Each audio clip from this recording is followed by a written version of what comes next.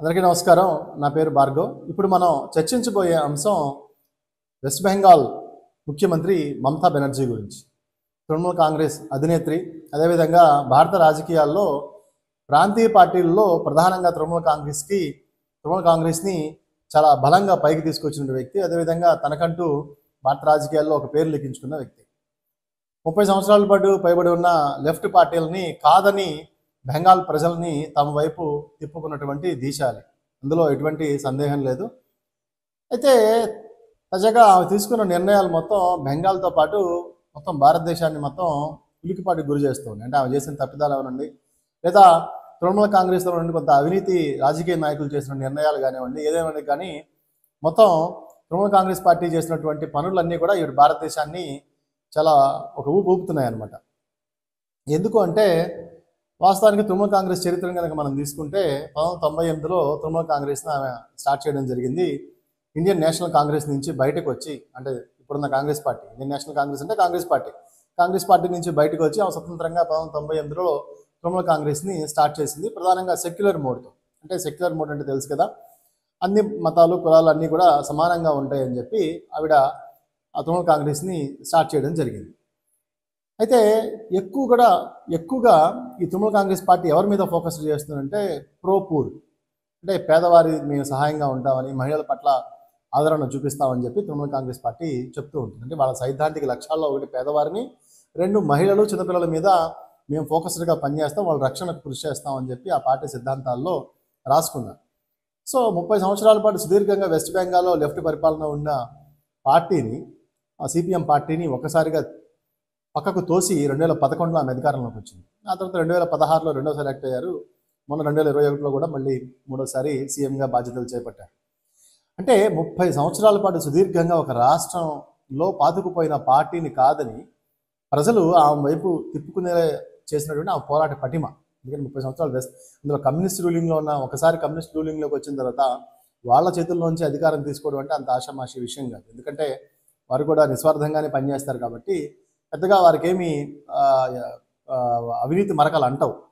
So ఎక్కడో చోట అవినీతి మరకలు అంటిన చోట వాటిని ఆసరాగా తీసుకొని చాలా బలంగా ప్రజల్లోకి వెళ్ళి నిలబడిన నాయకుల్లో ఈవేడు ఒకరు. ఎందుకంటే 30 ఏళ్ల పాటు ఉన్నప్పుడు చిన్న చిన్న అవినీతి మరకలు, లేకపోతే లోకల్ నెపోటిజము ఏవో డెవలప్ అవుతూ ఉంటాయి. దాన్ని ఆసరాగా తీసుకొని డెవలప్ అయింది. మన సింగూరులో కూడా టాటా ఫ్యాక్టరీ భూముల విషయంలో కూడా కొంత తప్పిదాలు జరిగినాయి. ఏదేమైనప్పటికీ కూడా లెఫ్ట్ అడ్మినిస్ట్రేషన్ లోపాలతో ఆమె కొంచెం వెలుగులోకి వచ్చింది.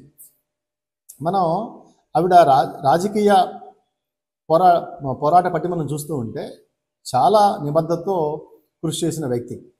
2011లో అధికారంలో వచ్చినప్పుడు దేశం మొత్తం ఒకసారిగా ఉలికిపడిన పరిస్థితి. సో అంత ఇమేజ్ ఉన్న మమతా బెనర్జీ ఎలాంటి నిర్ణయాలు గత కొంతకాలంగా తీసుకుంటూ ఉందంటే, 2016లో సెకండ్ టర్మ్ ఆమె అధికారంలోకి వచ్చినప్పుడు ఈ స్కూల్ సర్వీస్ కమిషన్తో సుమారు 24,000 ఉద్యోగాలకి, పబ్లిక్ అంటే ప్రభుత్వ ఉద్యోగాలకి, ప్రభుత్వ టీచర్ ఉద్యోగాల నియామకాల కోసం నోటిఫికేషన్ వేశారు. ఎంత? 24,000 పోస్టులకి. కానీ ఇచ్చింది ఎన్ని? 25,000 పైబడి పోస్టులు ఇచ్చారు. ఎలా ఇచ్చారు అంటే సూపర్ న్యూమరీ పోస్టులు క్రియేట్ చేశారు. అంటే ఇక్కడెక్కడ అవసరం ఉంది, అక్కడ అవసరం ఉందని చెప్పి జీవోలు తెచ్చి 1,000-1,500 పోస్టులు పైమాటే అక్కడ ఉద్యోగాలకి ఇచ్చేశారు. సో దీని మీద చాలామంది మేధావులు అందరూ కూడా కోర్టుకి వెళ్ళడం జరిగింది.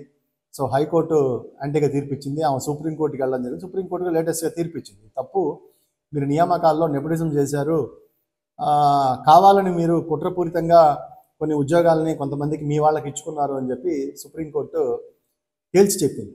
ఇంతేకాకుండా ఆ పార్టీ మూల సిద్ధాంతాలు ఏంటి? మనం ఇందాక మాట్లాడుకున్నట్టు పేదవారిని కాపాడతాం, అదేవిధంగా మహిళలు, చిన్నపిల్లల పట్ల మాకు ఆదరణ ఉంటుంది, వారిని మేము పరిరక్షిస్తామని చెప్పారు. కానీ ఏం జరిగింది? 2024లో మనకి అందరికీ తెలుసు, ఆర్జీ కార్ మెడికల్ కాలేజ్ కోల్కతాలో. ఈ ఆర్జీ కార్ మెడికల్ కాలేజీలో ఒక జూనియర్ డాక్టర్ని అతి కిరాతకంగా పోలీసు వాలంటీర్ రేప్ చేయడం జరిగింది. సో దాంతో రాష్ట్రం మొత్తం ఉలికిపడే పరిస్థితి. ఇది కాకుండా అనేక స్కామ్లు, అక్కడ చిట్ ఫండ్ కంపెనీలో స్కాములు, ఇవన్నీ కూడా రాష్ట్రం మొత్తాన్ని ఒక అతలాకుతలం చేస్తూ ఉంది. ఏంటి అడ్మినిస్ట్రేషన్ అనే విధంగా. అంటే ఇంత సుదీర్ఘంగా 30 సంవత్సరాలు ఉన్న పార్టీని కూలదేశం మమతా బెనర్జీ అయినా ఇప్పుడు తీసుకున్న నిర్ణయాలు అని చెప్పి పెద్ద ఎత్తున విమర్శలకు తావిస్తుంది. అదేవిధంగా అనేక మతాల పట్ల కొన్నిసార్లు అక్కడ హిందువుల పట్ల ఆమె చేసిన వ్యాఖ్యలు కానీ, లేకపోతే బీజేపీతో ఫైట్ చేసేటప్పుడు హిందువులను చిన్నబుచ్చేటట్టు మాట్లాడటం కానీ, ఇలాంటి అనేక సందర్భాల్లో ఆవిడ పరిస్థితి అక్కడ చాలా ఇబ్బందికరమైన పరిస్థితి, ఇబ్బందికరమైన మాటలు మాట్లాడింది. సో ఇవన్నీ చూసుకుంటే ఆ పార్టీ మూల సిద్ధాంతాలు ఏదైతే ఉందో దానిని పక్కన పెట్టి ఆమె చేస్తున్న పనితీరు పట్ల ప్రజలు చాలా యావగింపుగా ఉన్నారు, అసహ్యంగా ఉన్నారని చెప్పి నెట్లో మనకి ట్విట్టర్లో, ఈ సోషల్ మీడియాలో ట్రెండ్ అవుతుంది. అంటే ఈ భాష మనం వాడలేం, కానీ వాస్తవానికి ఆ నెట్లో అలాగా ఆమెని తిరుగుతూ ఉన్నారనమాట. సో ఏది ఏమైనప్పటికీ కూడా ఇంత సుదీర్ఘమైనటువంటి రాజకీయ చరిత్ర ఉన్న మమతా బెనర్జీ ఈ రకమైనటువంటి అవినీతికి పాల్పడడం, టీచర్ పోస్టులో అవినీతి, అదేవిధంగా ఏదైతే సైద్ధాంతికంగా మహిళలకు ఆదరణ చూపిస్తామని చెప్పుకునే వాళ్ళు అది ప్రొడక్షన్ మహిళలకు ఇవ్వడంలో ఫెయిల్ అయ్యి డాక్టర్ల రేపులు, రాష్ట్రం అంతా రేపులు, అదేవిధంగా ఫైనాన్స్ కంపెనీల మోసాలు, సొంత పార్టీలోనే తిరుగుబాట్లు, సొంత పార్టీలోనే అవినీతి మరకలు ఉన్నటువంటి వాళ్ళు, వీళ్ళందరినీ కూడా పెంచి పోషిస్తున్న మమతా బెనర్జీ పట్ల బెంగాల్ ప్రజలకు ఇప్పటికే ఒక రకమైనటువంటి ఆలోచన కలిగి ఉన్నారు. భవిష్యత్తులో మరి ఆ రాష్ట్ర ప్రజలు ఏదైనా తీర్పిస్తారో ఆమె విషయంలో మనం వేచి చూడాల్సిన అవసరం ఉంది. ఇది ఈ టాపిక్. మన టాపిక్తో మళ్ళీ కలుసుకుందాం. అంతవరకు సెలవు. నమస్కారం.